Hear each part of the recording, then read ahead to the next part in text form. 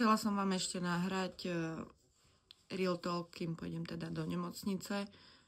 Čo, neviem, kedy pôjdem. Jakú mám vlnu? Wow! Dlho som vyberala témy, ale rozhodla som sa asi napríklad pre tému, prečo som nechcela riešiť svoje psychické ochorenia, alebo proste prečo som nechcela sa týmto smerom proste liečiť, alebo ísť za odborníkom a išla som za ním už až keď horelo. Ono sa to viaže na jeden príbeh zo 16 rokov. Vtedy mi zistili teda najprv teda tú platničku vysunutú a moja mamina proste, že nemám chuť do života a som o ničom a blablabla, hej. No, povedzme si na rovinu, kto by bol plný života, keď ho bolí chrbát a proste nemôže sa hýbať, hej. A hlavne, keď máte 16 rokov a boli ste športovkyňa, áno. Tak samozrejme, že ma to zasiahlo. Tak sme išli psychiatričke alebo psychologičke. Dostala som prvé antidepresíva. Boli to Rivotril, mala som nasadenú liečbu na polovicu tabletky. Ja som bola šťastná, mne bolo dobre, ja som aj zabudla, že mám nejaký chrbát. Áno. Mamine sa to nepáčilo, pretože som bola moc veselá.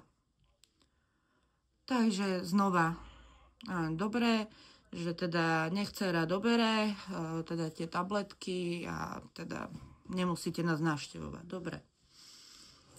Postupom času teda ten život nejako išiel, no a väčšina teda lekárov mi odporúčalo navštíviť aj psychoterapeuta alebo proste psychológa vzhľadom na to, že ten zdravotný stav fyzicky nie je v poriadku a proste mám sa iba vykecať. A moja hlava si to zobrala tak, že oni ma posielajú psychiatrovi, takže si myslia, že som hypochonder a že som psycho, hej. Tak ja som proste sa vždycky stavala na zadné, že ja určite nebudem navštevovať žiadneho psychiatra ani nič, proste ja nie som žiaden psycho, ani nič a nie.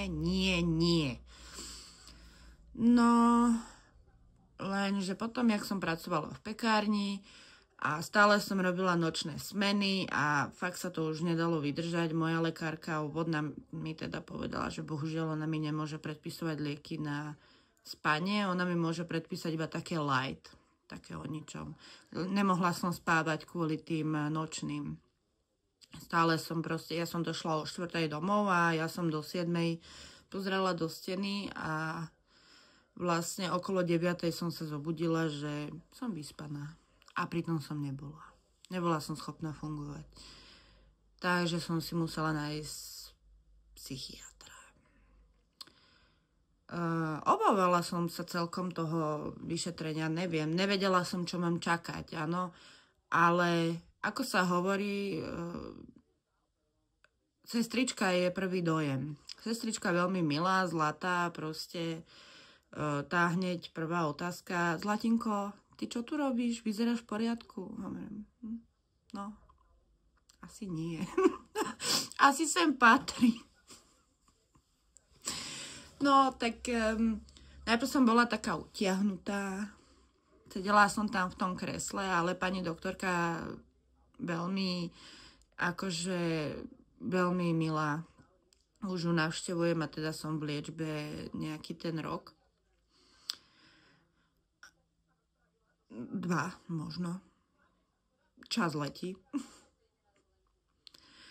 A potom to zo mňa všetko opadlo, ja som sa jej vykecala proste toto. A ona, že dobre, že to mám miernu úzkosť, teda dáme mierne antidepresíva. No, hovorím, dobre.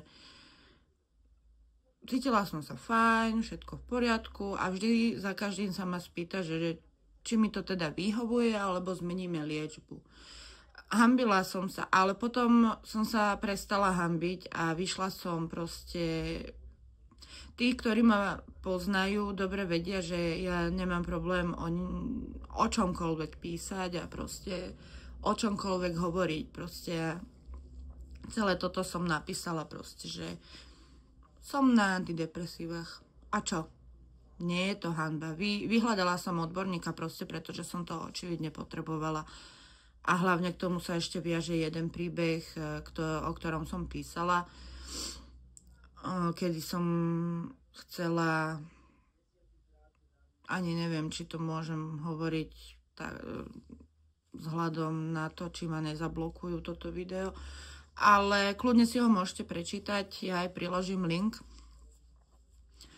Nebolo to príjemné obdobie a práve vtedy sa mi navýšili antidepresíva, takže a dobre, no za každým sa ma pýta pani psychiatrička, že či zmeníme liečbu, alebo či je to v poriadku, či to vyhovuje.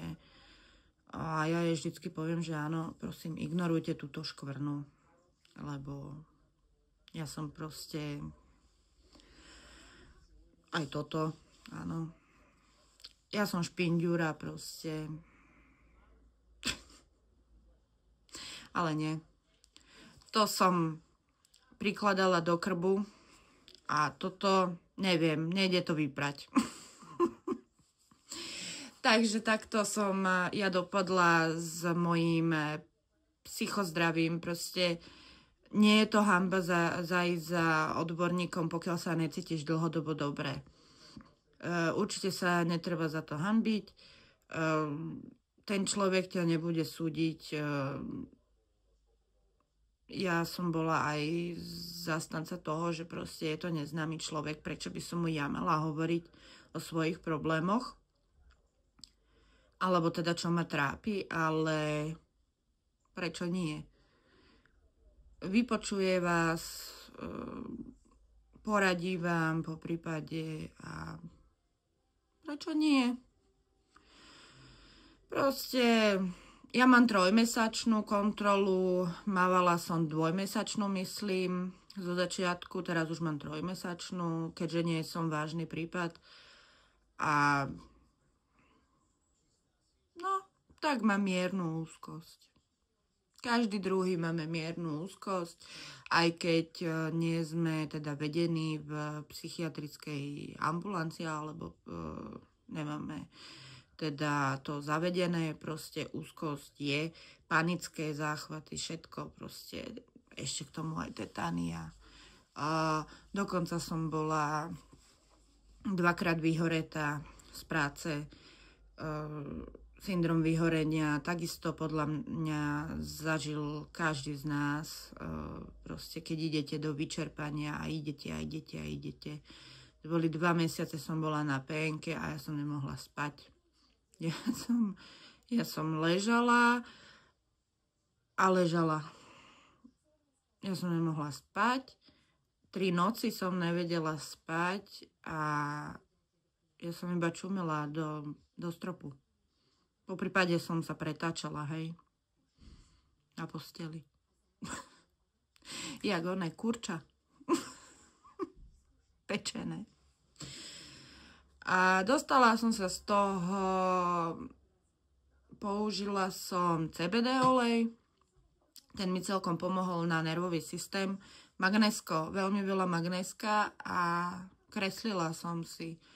To kreslenie, to malovanie ma dostalo asi zo všetkého. Veľmi to pomáha na psychiku. Aj keď si spravíte 3-4 čiarky, aj to pomáha, verte mi. Takže asi toľko. Ako? Takto. Skúsim ešte niečo vymyslieť, ale možno ma niečo napadne. Tak sa majte krásne. Na budúce.